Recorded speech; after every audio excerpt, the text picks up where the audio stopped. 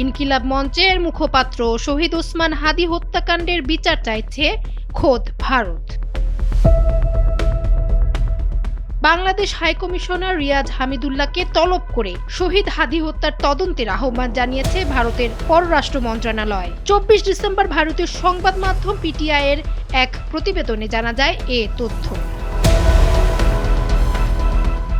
সেই প্রতিবেদনে বার্তা সংস্থা পিটিআই জানায়, হাদীকে হত্যার সঙ্গে ভারতের সংশ্লিষ্টতা আছে এমন অভিযোগ ওঠায় বাংলাদেশকে এ ব্যাপারে বিস্তারিত তদন্ত করতে আহ্বান জানিয়েছে নয়াদিল্লি। নিষিদ্ধ সংগঠন ছাত্রলীগের সন্ত্রাসীর গুলিতে হাদী হত্যা হওয়ার পর ভারতের দূতাবাসের সামনে বিক্ষোভের ডাক দেওয়া হয়েছিল। তার মৃত্যুর পর বাংলাদেশে ভারত বিরোধী মনোভাব দেখা যাচ্ছে। অন্যদিকে 23 ডিসেম্বর ভারতীয় হাইকমিশনার প্রণয় বার্মাকেও তলব করে ঢাকা।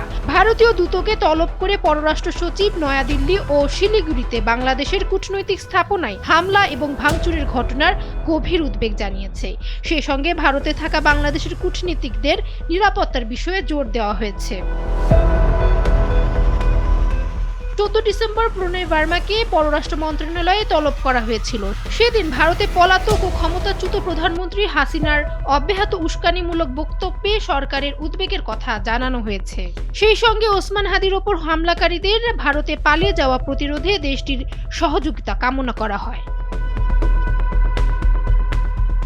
অন্যদিকে 17 ডিসেম্বর নয়াদিল্লিতে নিযুক্ত বাংলাদেশ হাইকমিশনার রিয়াজ হামিদুল্লাহকে ভারতের পররাষ্ট্র মন্ত্রণালয়ে পাল্টা তলব করা হয়। ফের সপ্তাহ না যেতেই বাংলাদেশের হাইকমিশনারকে মঙ্গলবার আবারও তলব করেছে ভারত। ডেস্ক রিপোর্ট, সময়ের আলো।